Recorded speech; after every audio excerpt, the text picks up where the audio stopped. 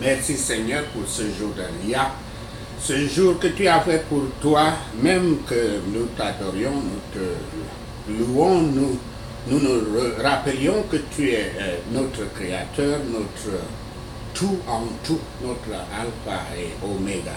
Merci Saint-Esprit pour ta fidélité de nous enseigner toutes choses. Merci pour l'écriture de ce jour de Yah, Daniel 3, versets 20 à 21. Je lis.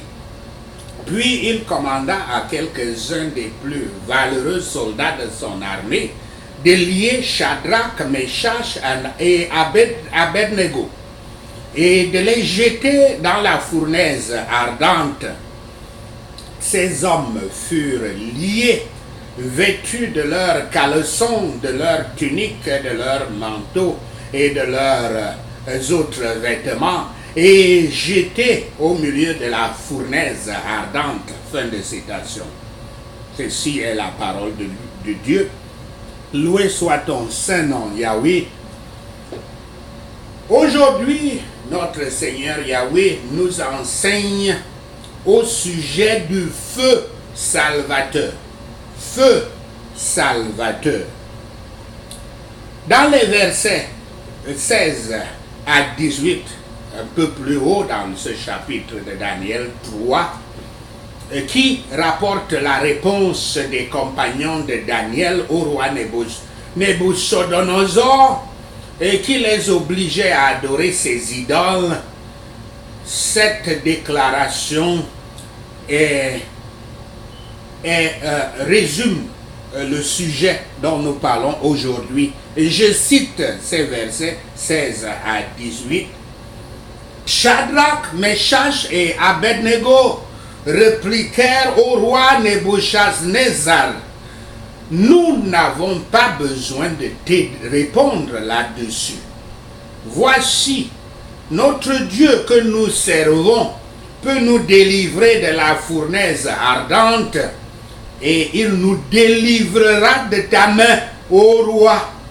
Sinon, sache, ô roi, que nous ne servirons pas tes dieux et que nous n'adorerons pas la statue d'or que tu as élevée. Fin de citation. Ceci était la réponse de trois croyants, trois saints, au roi Nebuchadnezzar, qui avait construit une statue pour lui-même, et puis aussi les idoles de Babylone, et il demandait à ces saints-là de se courber et de les adorer. Et quand les Babyloniens sont allés lui dire que l'ordre que tu as donné qu'on doit se courber, ces gens-là ne se courbent pas. Il les a appelés. Il leur dit: dites-moi si vous voulez vous adorer, ou alors je vais vous jeter dans le feu ardent de la fournaise. Ceci ressemble à quelque chose d'autre et qui s'est passé plus tard, après la mort du Christ. Les Romains demandaient aux chrétiens de faire la même chose, d'adorer leurs idoles, ou alors, y compris leur empereur qui considérait comme un dieu, ou alors ils seront tués. Et les chrétiens acceptaient d'être tués. C'est eux qu'on appelle les martyrs. Ces martyrs qui sont comme la fondation du christianisme. Combien y a-t-il de chrétiens professés, les chrétiens qui ont été professés, qui se sont dit chrétiens, qui se sont présentés chrétiens, qui ont accepté d'être chrétiens pendant un baptême? Combien sont-ils aujourd'hui comme Shadrach, Meshach et Abednego? Combien y a-t-il de chrétiens professés qui peuvent accepter le châtiment d'être brûlés dans un four ardent, mais ne jamais se rendre, s'abaisser et accepter les idoles modernes? Il y en a trois, ces idoles modernes. Je cite trois parce qu'ils sont nombreux. 1. Mammon, le dieu de l'argent et de la richesse, de Kratos, ce nom qui est l'étymologie de tous ces mots que vous voyez, démocratie, aristocratie. Kratos, c'est un dieu, un démon, dieu du pouvoir, qui, avec ses 3 frères et sœurs, nique le dieu de la victoire, le dieu des jeux, Bia, le dieu de force, des armées, bataille et destruction, et Zélos, le dieu de rivalité, de compétition, et qui sont des forces de l'ordre du dieu Zeus, ou Jupiter romain, le même dieu du ciel, de la foudre, du tonnerre, de la loi, de l'ordre, de la justice. Donc Kratos, dieu du pouvoir. Troisièmement, Cupidon, le dieu de la convoitise, le dieu des désirs, le dieu de l'attraction, le dieu de l'affection. Ceci pour ne citer que ces 3 dieux les plus dominants des temps modernes. Répondez-moi, combien de chrétiens professés aujourd'hui peuvent refuser de se prosterner devant l'argent, la richesse, le pouvoir, la convoitise, les appels de la chair, même si ce refus leur coûterait la vie. S'ils étaient nombreux, les ministres de l'évangile de la prospérité, qu'on appelle Prosperity Gospel, qui prêchent le culte de Mammon, n'auraient pas tant d'audience de chrétiens professés qui se comptent par millions. On appelle les méga-églises. S'ils étaient si nombreux, les églises basées sur les Écritures saintes ne feraient pas du tout tant d'efforts pour amener quelques âmes dans leur communauté de véritables disciples du Christ. Pourtant, les véritables disciples du Christ ne brûleront pas, même s'ils étaient jetés dans le four brûlant. Première partie de cet exposé. Exécution des croyants par le feu. Verset 1, nous allons interpréter les 2 versets que le Saint-Esprit nous a donnés. Nabuchodonosor a commandé aux courageux d'esprit, des courageux d'esprit et de la force physique, qui étaient les plus célèbres de toute son armée, les plus robustes.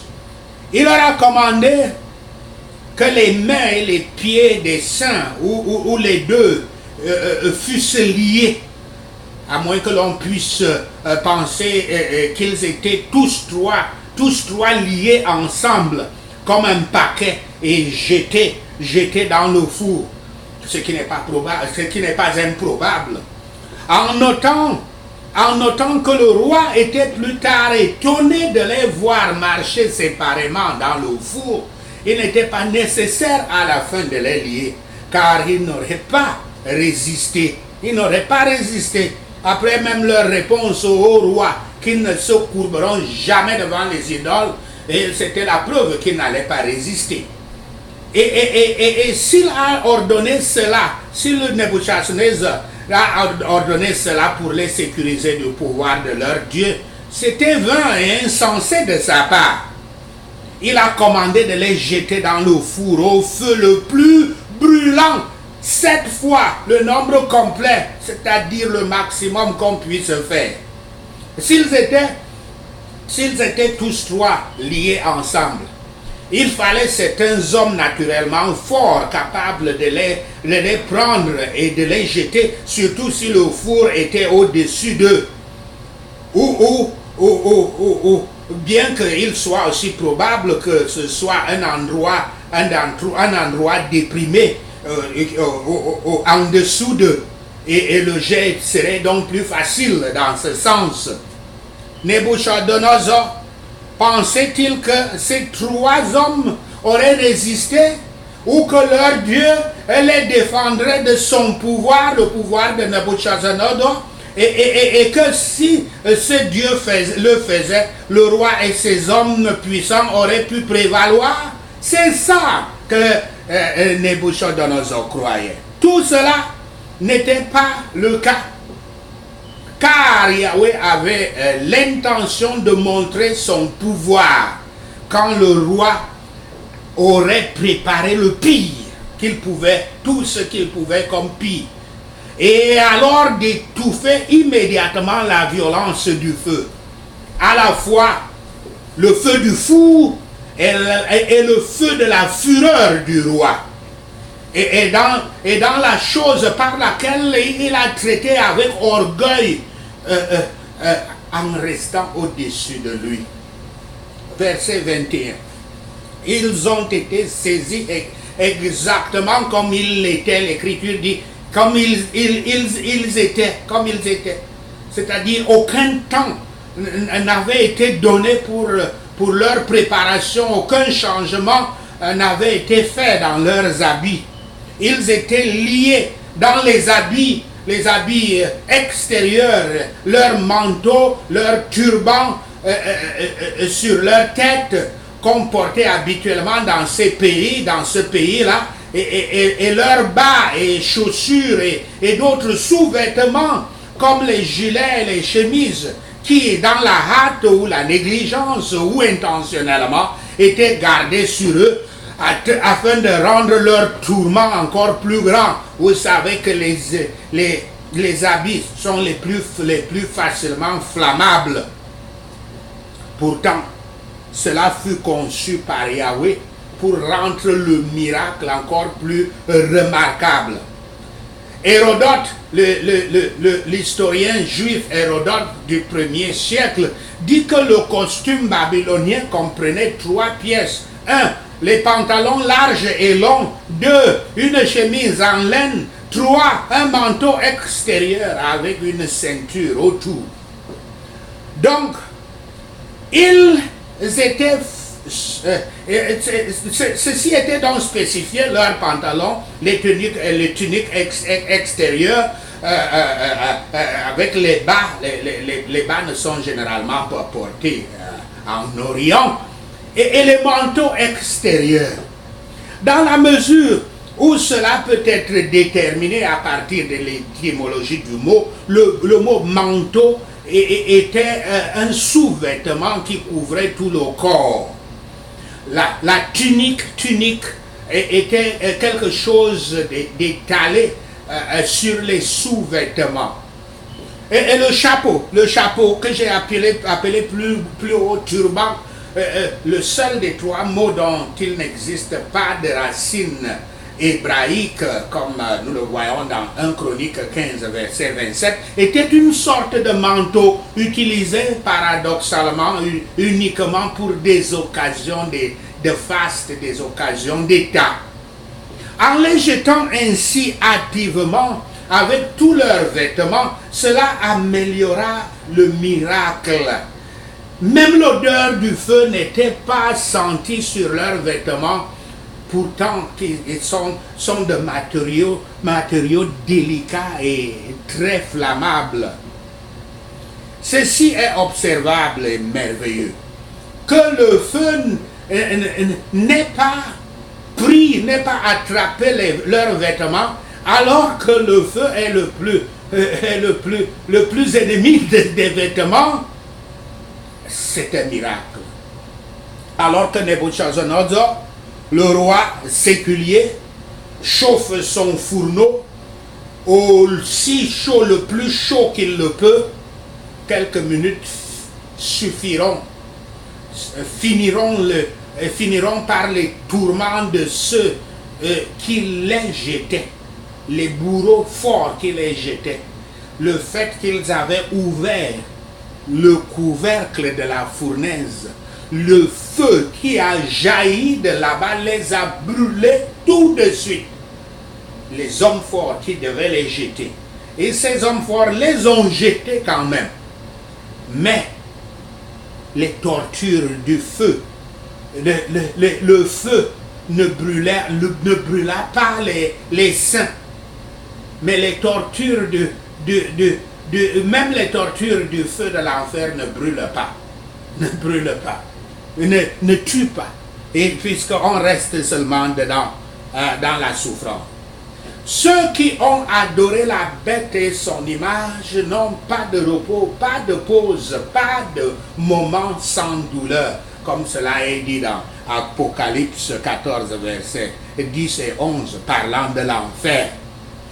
Deuxième partie de cette présentation, la fournaise ardente est rendue inoffensive.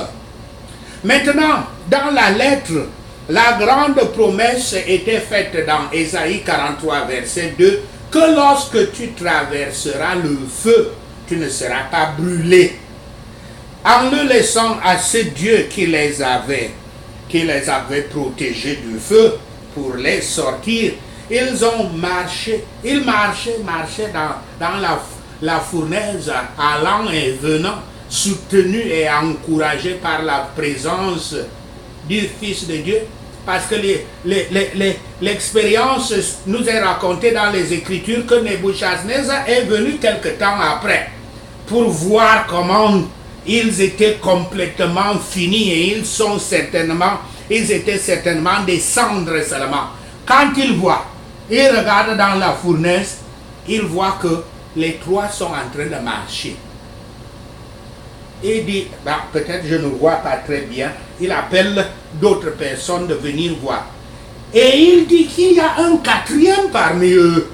Qui est-il? C'était le Fils de Dieu. Christ avait conservé ses croyants du four ardent, comme il continue de nous préserver des flammes de l'enfer aujourd'hui. Car Yahshua est esprit et vie éternelle, car il dit, je cite, car quiconque fait la volonté de mon Père qui est dans les cieux, celui-là est mon frère et ma soeur et ma mère. Fin de citation, citant Matthieu 12, verset 50. C'est ma soeur, mon frère, ma mère et ma soeur, c'est-à-dire que ceux-là ont sa nature. C'est une nature qui a la vie éternelle. Ceux qui souffrent pour Christ ont sa présence dans leur souffrance, même dans le four ardent et dans la vallée de l'ombre de la mort. Nebuchadnezzar les reconnaît comme les serviteurs de Dieu le plus élevé, un Dieu capable de les délivrer de sa main. C'est notre seul Dieu qui est dans le feu ardent, qui est lui-même un feu ardent, comme cela est dit dans Hébreux 12, verset 29.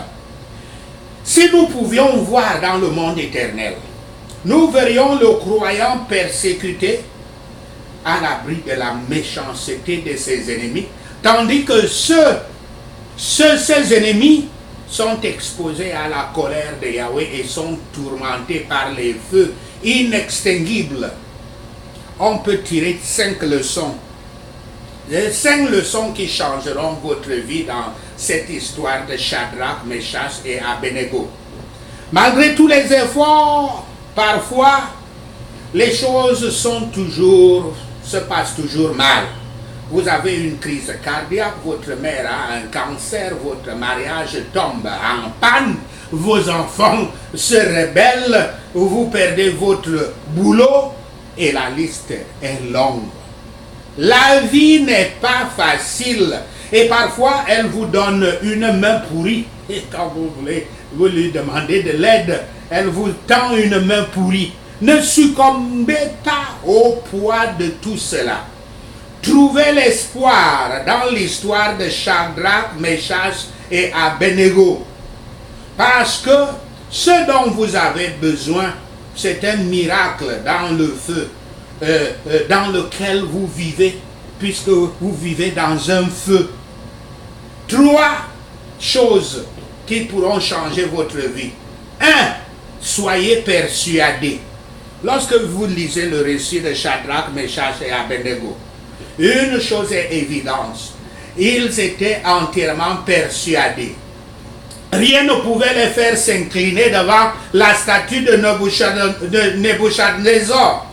Aucune menace, aucune conséquence, aucune punition. Ils étaient entièrement persuadés des promesses de Yahweh et de leur obéissance, comme je l'ai lu dans les versets 16 à 18.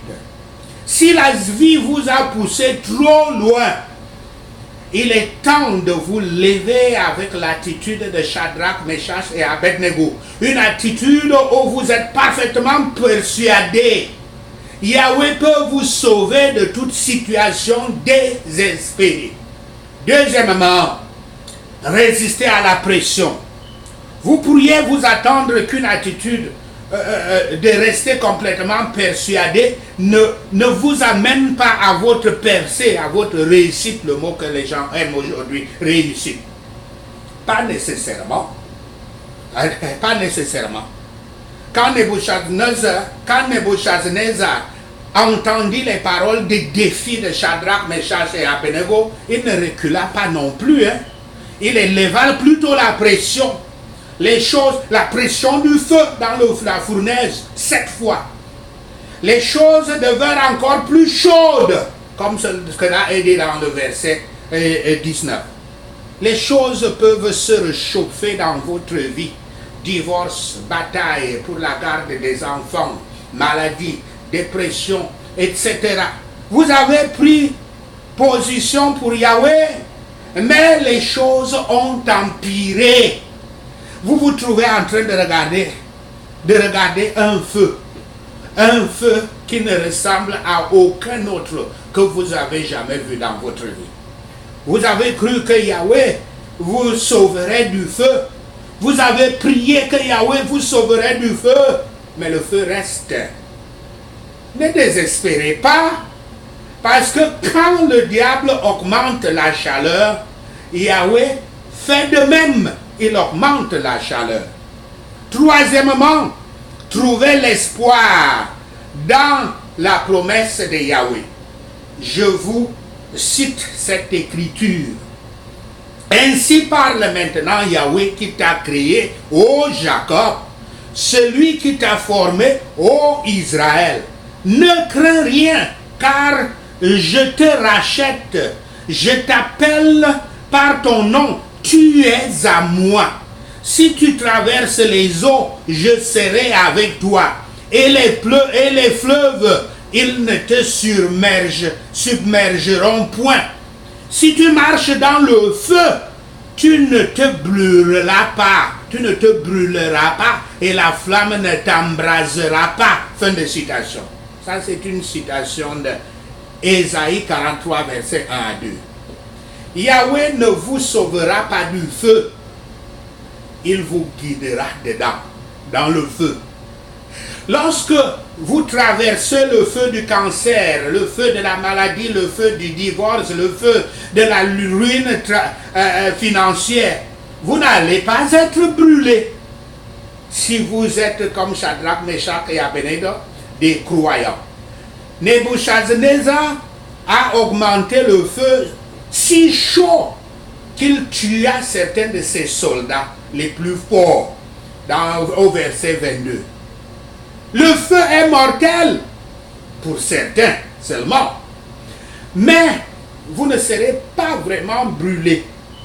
Si vous êtes parfaitement persuadé des promesses de Yahweh, vous ne serez pas détruits. Vous vous attendiez au miracle en dehors du feu. Vous vous disiez que le miracle va survenir avant que j'entre dans le feu.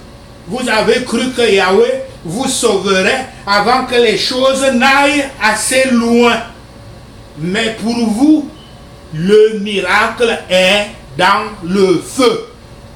Quatrièmement, croyez que vous êtes protégés. Quand Nebuchadnezzar jette Shadrach, Meshach et Abednego dans le feu, leurs chaînes se brisent. Les Écritures disent leurs chaînes se brisent. Et Yahshua marche avec eux. Et ils ne sentent pas la fumée. Versets 24 à 27. Quand ils sortent là, il n'y a même pas d'odeur de fumée sur eux. Lorsque vous traversez le feu, vos chaînes se briseront. Satan a utilisé votre situation pour vous faire vivre une vie petite et contenue, une vie d'esclave. Ce n'est plus le cas maintenant. Les chaînes se brisent dans le feu de votre affliction, dans le feu de vos souffrances. Les chaînes se brisent. Selon la promesse d'Isaïe 43 que nous avons lue, Yahshua marchera avec vous dans le feu, dans vos tribulations, dans vos souffrances, dans votre affliction. Quel que soit le problème ou le procès, vous aurez un sentiment tangible de sa présence, la présence du Christ. Yahshua se révèle dans le feu. Surveillez les expériences, prêtez attention aux expériences de révélation et de culte les plus profondes dans votre vie pendant que vous êtes dans le feu. Très important. Cinquièmement, attendez-vous à votre promotion en contrepartie du feu. Lorsque Shadrach, Meshach et Abednego avaient quitté le feu, et ils avaient une promotion. Le roi Nebuchadnezzar a vu la bonté et la faveur de Yahweh sur leur vie.